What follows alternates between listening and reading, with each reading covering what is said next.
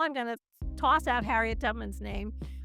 She worked here for a couple of summers at a hotel. We do not know which one because she worked here anonymously. She was uh, professionally, familiarly associated with the people who ran the Underground Railroad headquarters in Philadelphia. And one of those was Stephen Smith, who had a summer house here. And I think there's a kind of amazing statistic to think about. In 1932, at the moment that the Great Depression happens, Atlantic City attracts 16 million visitors a year. In many ways, I would argue it's Disneyland before there's Disneyland. Among those hotels, and probably the most famous, was the Mount Vernon, which when it was built was the largest hotel in the country. It had running water and gas lights, which were pretty innovative for the time. For really almost its entire 20th century history, Atlantic City has been run by corrupt and content mayors. And so the architect of this system was Nucky Johnson. And he had the support, kind of famously by the show of, mobsters and, the syndicate from around the country. But his base of power was the numbers game in Atlantic City. Even a comedian like me knows that New Jersey is America's favorite butt of the joke. But that is all gotta stop. And the Garden State Roots podcast is here to tell you why. Because it turns out, my friends, New Jersey has been a major revolutionary force for 2.5 centuries now. From music, to film, to sports, to tech, and from food to politics. Join me, Justin Williams, to explore Jersey's most revolutionary historical moments and figures over 8 episodes of gutsy game changers and amazing catalysts. Garden State Roots is digging up some stories.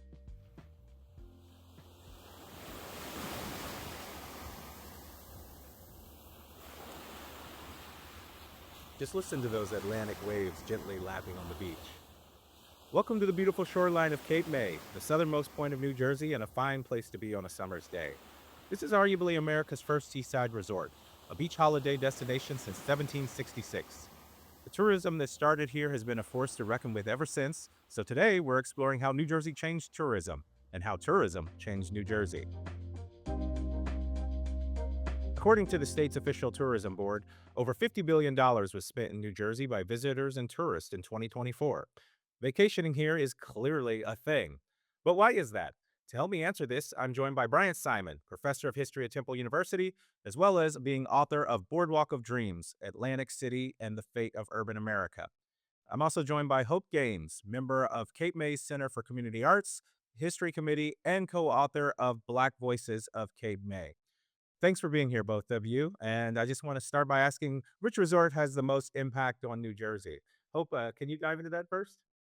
Sure, I'm not sure if it had the most impact. I couldn't tell you that without more study, but it had a very big impact on a long history in New Jersey because for probably thousands of years before any other settlers were here, the Lenni Lenape and Ketchimechi Indians would come down here, some that lived here, and also came for the summer for essentially the same reasons that people still come down here for the summer: seafood, ocean, beach, uh, nice warm summer climate.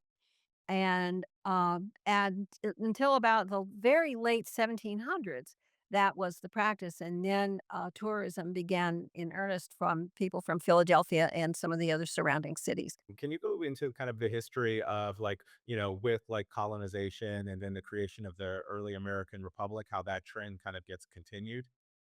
Sure. Well, Cape May was first discovered by white settlers in the 1600s. Captain May, who named the place after himself, even though he didn't stay here very long, and the colonization after that began with fishers and whalers from Long Island, and by the late 1700s, people were starting to discover it not only as a fishing and as a business and fishing community, but as a place for tourism. And there was actually a hotel here in the very late 1700s on the beach that have had mattresses on the floor and were divided. The rooms were divided by a curtain, so the men were on one side of the curtain and women on the other. That was, I think, about 1790. It also starts early that people that were coming down for the summer also have a negative term, sort of a Well, actually, that's a little bit later. You're talking about shoebies. Once the trains started coming, people would come down from Philadelphia mostly, but from other cities, and they would carry their lunches in shoe boxes. So they became known as shoebies. And it's not used much today, but you still hear it. And it's generally when people are annoyed by too much traffic or crowds and everything, and someone say, "Well, the shoebies are here." So, but it was a very popular name in the 19th century. So by the time that you have the expansion of travel networks in the 1800s and the 1900s, how does that change the way tourism works in Cape May?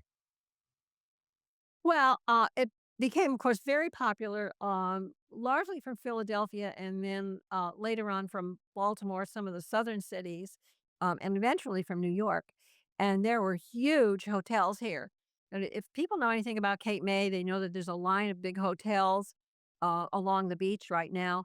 But the ones that were here in the mid to late 19th century were three or four times the size of any of those that you see now. Can you just paint a little bit of a picture of, like, let's say I'm a tourist in Cape May in the mid 19th century. What's that place going to look like? Well, it's going to have, particularly on the beach, a line of enormous hotels. The Atlantic, which actually was one of the earliest, even before the mid 18th century, there was Ocean House, and they had these places had hundreds of rooms.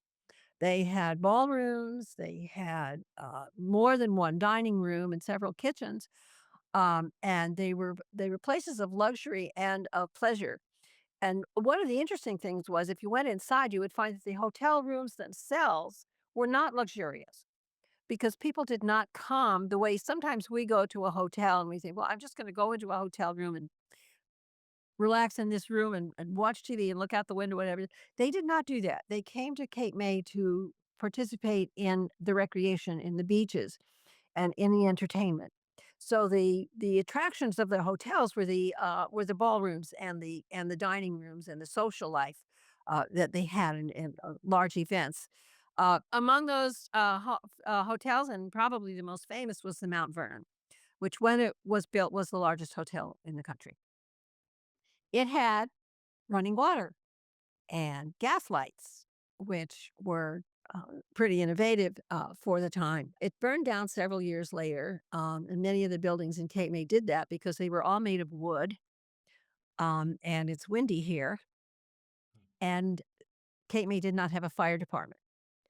So we lost some of those buildings, but during that period of time, to that mid to the late 19th century, the prosperity and the amount of money and the amount of tourism that came to Cape May was largely reflected in the kind of huge hotels that were all along the beach and inland a little bit, a couple of blocks inland as well, where the hotels were smaller but just as famous. We'd like to point to Congress Hall now, which is a fairly large building, and say that this is the third Congress Hall, and the original one was three times the size of the one that is there now. Just to give you an idea of what it was like in those days. Yeah, so for those size, I mean, it sounds like from like a pretty early period, right? That Cape May proves that there's like a business model there where you're attracting tons of people to sort of new hotel infrastructures. And but like Bryant, what is your take on this based on your expertise? I in fact stayed one summer at Congress Hall before it was redone. It was kind of creepy. I rented a room there, and it was kind of scary going back there at night. But business success begets copycats. And in many ways, that's a way to think about Atlantic City, that there were developers and business people who saw the economic success of Cape May and wanted to replicate it. And what they did was they basically unfurled a map of New Jersey and drew a straight line between Philadelphia and the coast. And where they landed was what we today call Atlantic City. So, beginning in the middle of the 19th century, with this idea of capitalizing on the 19th century's expansion of tourism, developers, speculators, business people plot a railroad from Camden, just across the river from Philadelphia, to basically Atlantic City. And they use that railroad as a way to bring tourists to the beach. But this was also the beginning of a really different model of tourism than Cape May had. Cape May was a place where the wealthy went for the most part in the 19th century. Atlantic City was conceived almost from the beginning as a mass resort, as a place that would attract middle class people and the aristocrats of the laboring class. And it was imagined that they would come for a relatively inexpensive train ride to the beach. And this model, this really kind of revolutionary and new model of tourism kind of geared towards working and middle class people, is showcased in Atlantic City. And I think that's the first thing that makes Atlantic City important, that it brings tourism to a much larger group of people. And so by 1874, you know, just 20 years after Atlantic City's founded, the city is attracting somewhere in the neighborhood of 200,000, 500,000 tourists a year. By the 20s, Atlantic City hotels would dwarf the hotels in Cape May. They would be massive structures, you know, built to sort of elicit a kind of fantasy of Orientalism or of English castles, um, or of the Byzantine Empire. And I think there's a kind of amazing statistic to think about. In 1932, at the moment that the Great Depression happens, Atlantic City attracts 16 million visitors a year. In many ways, I would argue it's Disneyland before there's Disneyland. And as another testament to the city's tourism power and importance, it's a place of a whole list of tourism firsts. It is the first boardwalk in the country, and it is the only boardwalk spelled with a capital B. It is the place, maybe not of the first, but in some ways the most widely publicized and largest Easter parade. They're just amazing pictures of Atlantic City from the 20s and 30s with a jam-packed boardwalk of tens of thousands of people dressed to the nines. It's a place allegedly where saltwater taffy, which has no salt water in it, is first discovered and manufactured. Um, More firsts. It's the first place that has an airstrip named an airport, Bader Field, which is still in existence. And it's also the place where the Miss America pageant, arguably in the middle of the 20th century, one of the most famous kind of events. Richard Nixon was once said that the only show he'd let his daughter watch on TV was the Miss America parade. Um, its massive convention center, which was built in 1929, which is not the first convention center in the country. I think that's in Chicago, but a really important convention center, hosts an indoor football game in the 1960s. So again, Atlantic City is really this just massively important place, not just for New Jersey, but really shaping the kind of way the tourism experience will be for the entire country. So, Brian, I have two questions, and they're kind of both boardwalk related. One, where did the term boardwalk actually sort of come from, and that to the fact that it gives a capital letter for Atlantic City only, and then also the relationship to Monopoly. Isn't Monopoly based on Atlantic City? Justin, you would think, right, the term boardwalk comes from the boards, right? The wooden slats that are in a herringbone pattern that are on the boardwalk. But that's actually not the case. It comes from the founder of the boardwalk, this guy named Alexander Boardman. And so the tradition lives on based on Boardman. And I think many listeners will probably know the game Monopoly. This is the most famous board game, not just in Atlantic City, Mhm. not just in New Jersey, but around the world.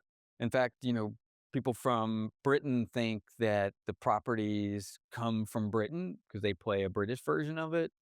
But the initial version of Monopoly, all of the properties, well, most of the properties are in Atlantic City.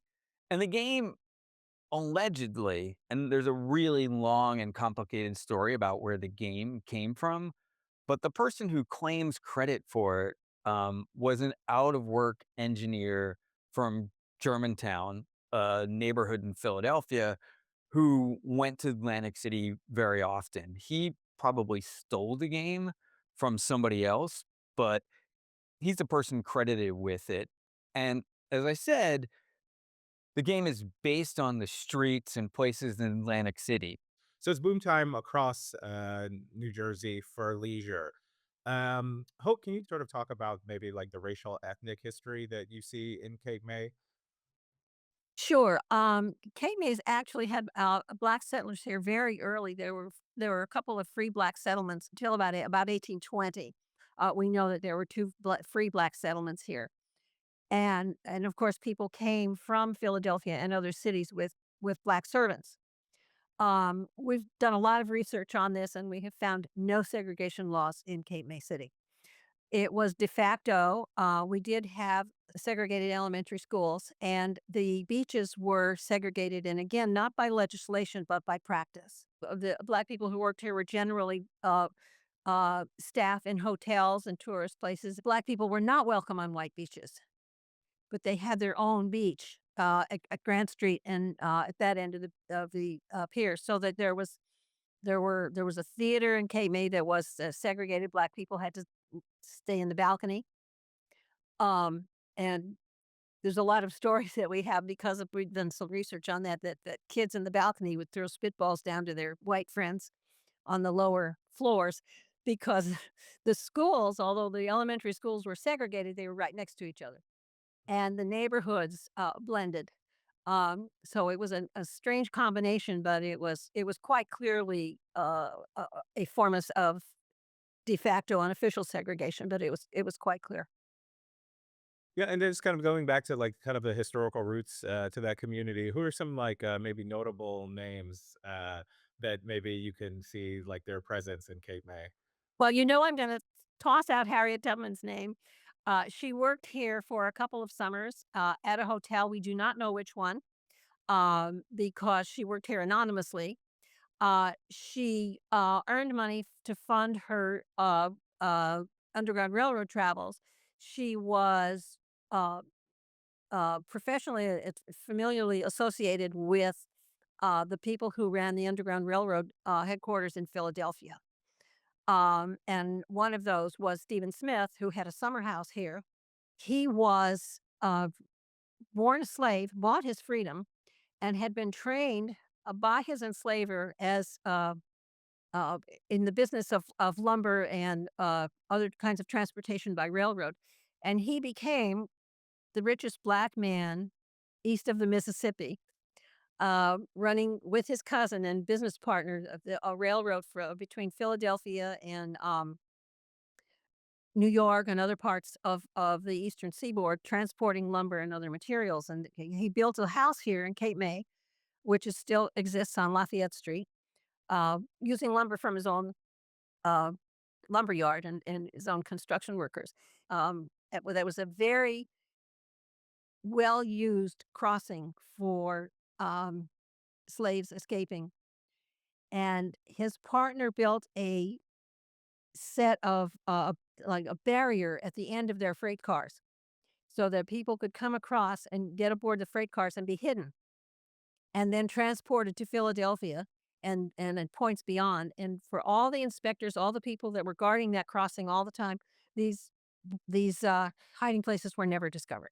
So it's really interesting when you're talking about the kind of sort of the merging of tourism and social forces in Cape May's history. So I'm wondering how that theme kind of continues as you're getting sort of a little bit later into the 20th century. Sure. Because we had this kind of African American population who were workers inside the hotels, and eventually they opened their own businesses.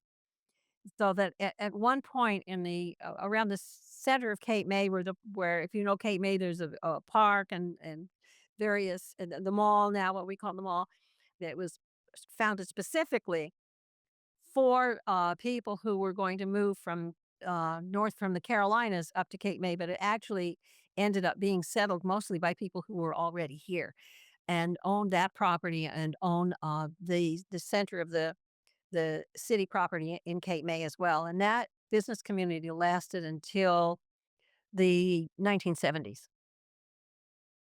Okay, super interesting the way, yeah, transportation networks and business and tourism all merging together to kind of form like a melting pot there. And so, by the way, yeah, there's a great Harriet Tubman Museum in Cape May, and everybody should check that out whenever you're in town. And they should check out the Franklin Street School, which is now an exquisite library, and that was the segregated elementary school built on Franklin Street in 1927, 1928, and was closed when New Jersey banned segregation in the new Constitution in 1948. And the school was used for a variety of things. It was a police station. It stored stolen bicycles. It was a trade school for a while, and then eventually closed down because it was physically deteriorating. And a community group started in the mid 1990s to restore the building, and it got state and national historic designation. And after all this time, finally opened about a year and a half ago as the new branch of the Cape May County Library. And everybody should come and visit it because it's really beautiful and was restored so carefully that a lot of the detail of the original building is still there. Well, yeah, absolutely. There's and more amazing stories like that. You can check them out for our listeners in our amazing newsletter. And for Bryant, can you tell us a little bit about how like the themes that Hope talked about played out in Atlantic City's history? Maybe the first thing we should just recognize is that tourism is an industry. And you pointed this out at the outset, Justin, but as an industry, it doesn't just generate revenues, it creates jobs. And so the tourism industry in Atlantic City, which grows very quickly, becomes a pull factor for Black communities, largely in North and South Carolina, Maryland, and Delaware. And the push factor here, right, is the overthrow of Reconstruction and the implementation of Jim Crow laws throughout the South. What Black migrants find in Atlantic City is, I think, worth talking about in some detail. And many of them refer to it as up South. And what they encounter in Atlantic City, I think, as Hope points out, is a form of segregation that, well, maybe not codified in the sense that it's in the law books. It is something, at least in Atlantic City, more than de facto segregation. It is a form of segregation enforced by the political and legal and police structures in Atlantic City. And I would add real estate forces. So once the Black community grows in Atlantic City, they become, they're largely pushed into a geographic area, segregation. That area is called the North Side. In the weird geography of Atlantic City, it's actually west of the beach, but they call it the North Side. And, if somebody appears to be Black, that is the only place a real estate agent is going to take them. If someone who appears to be Black wants to go to a movie theater, they're gonna go to the movie theater on the North Side. If somebody who appears to be Black wants to go to the beach, they are gonna go to Chicken Bone Beach. This, I think, is the important part. If they don't abide by those informal rules, the police will enforce them.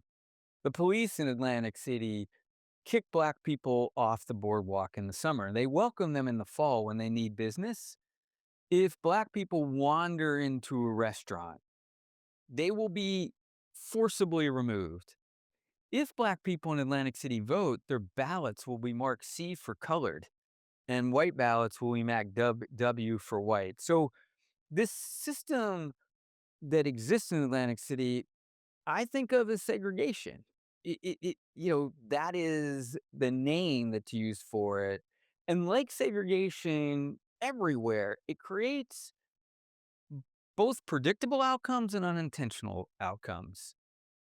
The unintentional outcomes are it gives rise to a whole structure of Black business in Atlantic City. It gives Black business people a kind of monopoly over that market, right? And so Black businesses arise in Atlantic City. Some become really famous, like Madam Sarah Washington opens a really famous Black beauty products company in Atlantic City, and then it sort of spreads to the whole East Coast. Um, it leads to opportunities in entertainment. Black-owned clubs open on the north side, and then white people will eventually find them out, and they will do what's called in the middle of the 20th century, they will slum and kind of go to a place like Club Harlem to hear music, and maybe we'll see a very exoticized version of Blackness, which was put on display for them, and then when they left, there would be breakfast shows that were really just for Black audiences. So you have really familiar patterns that emerge in Atlantic City to the cities across the country and to Cape May, a form of segregation that is, again, not on the books, but is sort of, you know, sanctioned by the local governments in the city. And as segregation does both in the South and the North, that creates some opportunities. Um, but it also creates a kind of system of inequality. As Hope pointed out, in Cape May, there were Black and white schools. Not shockingly, funding for those schools is not equal. Um, Not shockingly, city services in the Black community are not equal. Trash pickup is not equal, right? I mean, you have a system that is separate and unequal. And I think there's one last story that is sort of worth telling about Atlantic City and its kind of history of segregation. And that is, I mean, for locals, I think there's a tourism version of this that we can talk about as well. In the 1950s, Atlantic City, like many cities in the United States, is in its boom years, right? Population is growing, business is growing, you have that kind of expansion in the American middle class that is sort of making this happen. And so what does Atlantic City do? It builds a new high school. The high school in Atlantic City is actually, at least on paper, integrated. As part of this new high school, they put a pool in the basement of it. For years, this pool is never opened because they are not going to let Black and white bodies swim in the same water. And so the swim team in Atlantic City actually is all white and practices in a hotel. Black students of the high school who maybe will go to the same classes as white students, as we see this kind of emergence from rigid segregation, but they're not going to, they might go to math class together, but they're not gonna swim together. They're just not gonna let that happen. And so there's some dispute about this, but one account is that they just cement the pool over rather than allow the Black and white community to enjoy it equally. And city leaders say at one point, like to state officials who are like, you can't really have segregation. New Jersey has laws on the books that outlaw segregation during, as early as the 1920s. And Atlantic City business people come back to them and say, look, we need to segregate the boardwalk because if we don't, we won't get any business from the South. They, in a sense, blame local segregation on the habits, and I suspect it's true in Cape May as well, on the possible business from the South. It's just a kind of interesting part. But one of the other things I think is important is that segregation in some ways explains the success of Atlantic City. Its ability to segregate is part of the reason why it attracts white tourists. And you see something interesting happening in the 1950s and 1960s. Atlantic City starts to lose both population after the 1960s and tourists. And this has been explained for a whole host of reasons. And one of the most popular is air travel. All right. The kind of explanation is, well, air travel will let people go to other places. And so they forego the more familiar places they had gone to for a long time. This doesn't really hold water if you think about it. Ocean City is not hurting in the 50s, 60s, and 70s. Avalon, Stone Harbor aren't hurting. What happens in Atlantic City is once it can't segregate anymore, you see white flight both in terms of residents and in terms of tourists. Tourists go to places like Disneyland, which might not be expressly segregated, but Disneyland borrows the model of the suburbs and uses elevated prices and rules to keep people out. And so I think in the 60s and 70s, as Atlantic City is going to go into its tailspin, it's suffering in some ways from two streams of white flight. Again, white flight of residents and white flight of tourists. And I think, again, that's a very familiar American pattern. Americans have fled from integrated spaces. There's a long history of that, and so Atlantic City is in some ways just a kind of product of that pattern that we see across the country during this Just to period. stop you here for a second, can you talk about how did Chicken Bone Beach get its name? Chicken Bone Beach is the segregated beach in the city. And where is Chicken Bone Beach? Anyone know? Chicken Bone Beach is in front of the convention center. Why? There's not a hotel there. The hotels control generally the beaches in front of them, and they wanted to keep them segregated. So black people were moved to the beach in front of the convention center because it wasn't near a hotel.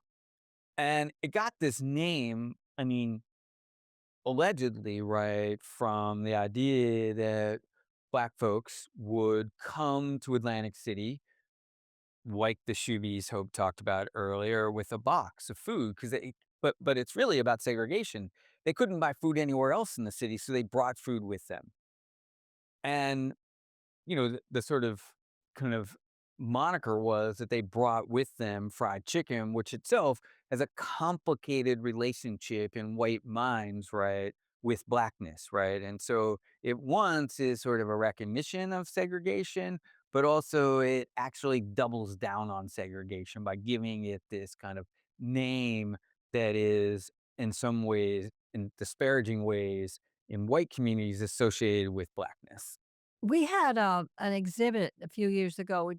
Generally, we have an exhibit every year opens during Black History Month and runs through April, and it was about these segregated beaches, and we talked about the ones at Grant Street and Windsor, which were also moved, by the way, um, as the beaches became nicer on Grant Street, the Black Beach was sort of informally moved to Windsor. And we had an exhibit a few years ago that was about this beach and Chicken Bone Beach, um, as a parallel, and how with some beautiful photographs also by of the people on Chicken Bone Beach.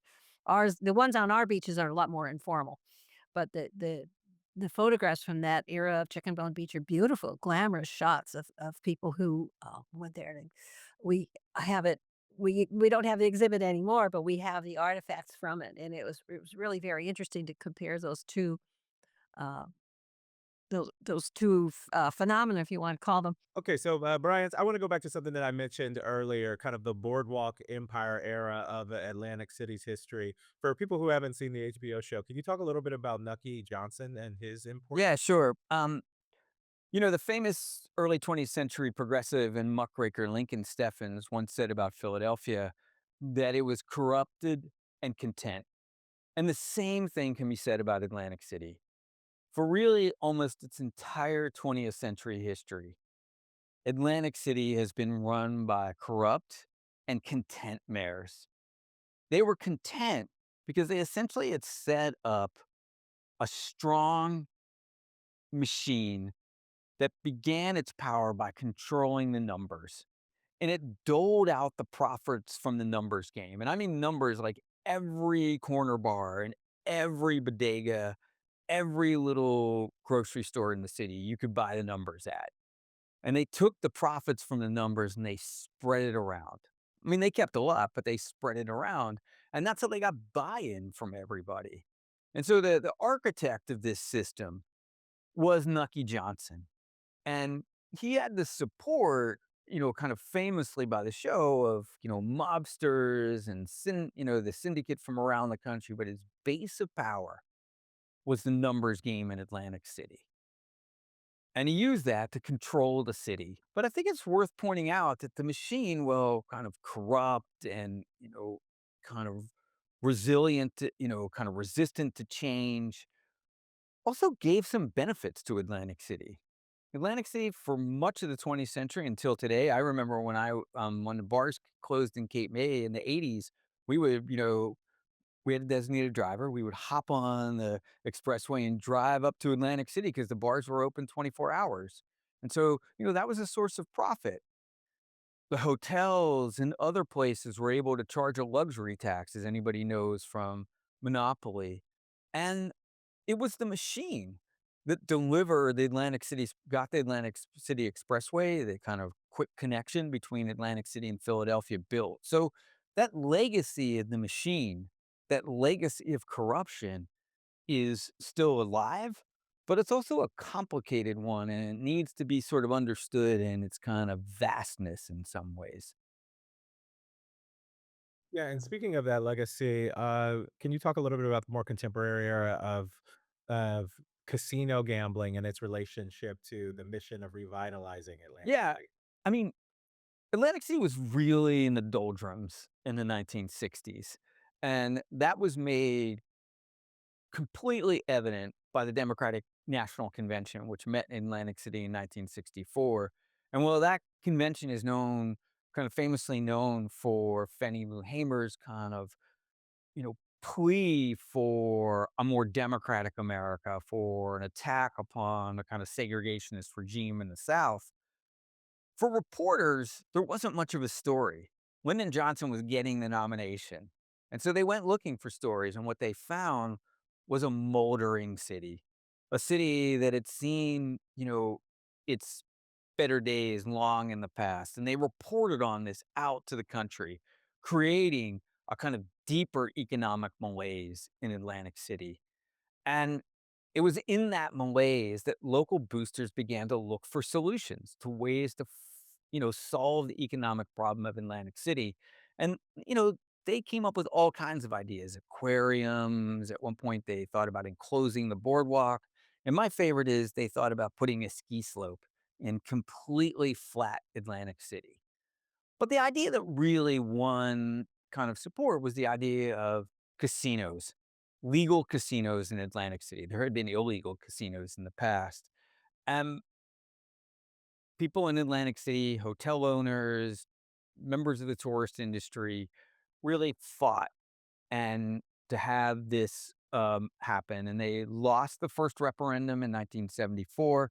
And in 1976, the referendum to bring casino gambling passed in the state of New Jersey, and people literally danced on the boardwalk that night.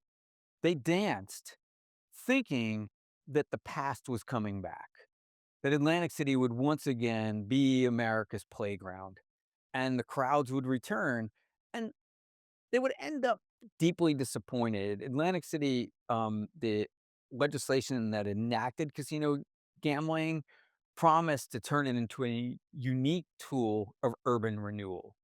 And on that front, the legacy of gambling is much more mixed. Our current president, Donald Trump's history, to anyone my age or to Hope's age, is deeply tied to Atlantic City. Before he was a national political figure, I think most people, and before he was even a television star, he was a developer. And he smelled an opportunity in Atlantic City. And I think we have to remember when casinos first came to Atlantic City, this was the only place in the United States other than Las Vegas that you could gamble legally. The profits were immense. The opportunities were outrageous. And Trump knew all about it and began to buy up casino properties. And I remember at the time being optimistic about Trump's reign was that he was the first to really try and tie the casinos back to the past. The first casinos that were built after resorts were really remarkably uninspiring architecture. To say that they were a cross between a Days Inn and a Walmart would be optimistic. They were just bland towers that could be anywhere. But when Trump built the Taj Mahal, it had all the garishness of the past. I mean, that's what Atlantic City was. It was kind of garish and fabulous. And I remember being kind of optimistic at the time that maybe something new and better was happening. And what turned out was that that building, that casino, that project was racked with debt. It had structure that made it almost impossible to succeed. And so, while business was booming in Atlantic City, Trump struggled. And he struggled in some ways because he took on too much debt. His projects were not, kind of financed in a way that would allow him to make profit, but he began to pull a little bit of the city down with him as he had his own personal struggles. So just kind of like talking about the relationship between those 2 points about like sort of revitalization and its like potential pitfalls, right? So from 1976, the annual visitors from Atlantic City grew from 700,000 to 33 million, and the tax base went up to from 316 million to 6.7 billion dollars. But the current poverty rate is around 33% compared to the state average of 9.7%. Can you talk a little bit about like what's the disparity there between increases in visitors and casino gambling and persistent poverty That's a great rates? question, Justin. And I think it's a really instructive one. And I think, maybe one place to begin with that is in the early 1990s, Atlantic City outperformed Vegas. It was attracting, as you said, 35 million visitors a year. Yet, yet, at that time, the city didn't have a supermarket or a movie theater. Like, how does that happen? And I think there's one story from the very first weekend of casino gambling that helps us get at this. The casinos were wildly successful that first weekend, so successful they couldn't count their money fast enough to open the next day. People waited in line for hours to get in, and people refused to give up a slot machine if they got one. In one case, there's a famous story where somebody urinated in a cup rather than give up his slot machine. Nearby, there was an Italian restaurant. They thought they were, their time had come, right? The opportunity was, ready for them. And they spent weeks cooking trays of lasagna and ziti, waiting for the guests to come. On Tuesday morning, when the Memorial Day weekend was over, they still had most of those trays of ziti and lasagna. In fact, they threw them out. And that, in some ways, would become the story of Atlantic City, a tale of two cities where would corporate wealth really would sort of, you know, grow and multiply along the boardwalk. But in the communities nearby, they stagnated. And if you think about it, right, what's the point of a casino? It is to pull you inside and to take all your money and then discharge you when you have no money left. There was no money, like basically, how could that restaurant compete with free drinks and free food?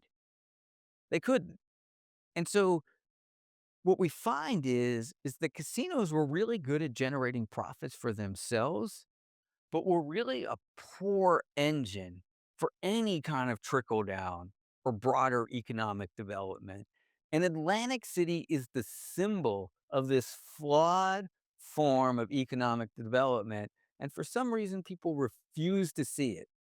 They think it can be that casinos can be this kind of tourist engine, but they've proven over and over again that they don't succeed. And I would argue that the model for a casino of a kind of development is for a town to have a casino and for that casino to be put out of business because the attractions of that town are so great that people don't want to gamble. They'll just go to Vegas where there is gambling, right? Right. So bringing tourists doesn't always equate to shared riches among the people who live there. Let's move away from the shore now to look at other New Jersey tourism innovations. From the American Dream Resort to the Six Flags theme park, the Camden Aquarium to the New Jersey Performing Arts Center. We've got plenty of places to rave about. But Bryant, in your view, which has had like a more lasting legacy? It's a really good question. I think it's hard to argue both good and ill that anything's had a more lasting impact on tourism and South Jersey development than casino gambling in the last 60 years. The problem is, I don't think tourism points to its best model of a way forward. And Mhm. I think there's probably a couple places we can look at, some of the development in Camden. How's that working? Um, which increasingly is an eds and meds model, right? With Rutgers Camden and the hospital there. What kind of environmental tourism is being developed in New Jersey? And I want to put a pitch for one sort of vision of Atlantic City, not necessarily as just a tourist resort kind of moving forward, but almost as a suburban alternative to Cherry Hill and Philadelphia. And to imagine it as an eco friendly place where people can walk and tied to the city through a fast train. That would be my vision of kind of thinking about it, of kind of walkable by day, accessible to jobs in the kind of Philly engine through a fast train that we've done very little experimenting with in this country. And if I were king of Atlantic City, I would offer Atlantic City up as a model for that experiment. Hope, what's a place that you like to tell people a little bit more about as far as visiting? Well, I like the Pine Barrens. A vast part of New Jersey, something around 1 million acres, 22% of New Jersey has been set aside as a national reserve. It was the first one in the country. There are several more now, and there's really good reason for that. That part, it's the last large stance of pine barrens. There are several along the East Coast, and it's a vast open space of unique flora, fauna, some very interesting history. And I actually looked this up this morning. It's called Barrens because settlers there thought it was barren because the soil does not allow for a whole lot of farming and agriculture. But in fact, it is not barren at all. It is full of unique plants, some that you are found nowhere else in the world. um, it is just really a lovely place to go, and it's popular for good reason. Thanks to my fantastic contributors today. As always, there's a stack of extra information on the topics we discussed on our show notes if you want to learn more. And visit some of the historic sites and museums that we've been talking about and sign up as a subscriber. Meantime, come vacation in Jersey. Bryant, Hope, thank you so much for Thanks, joining us Justin. today.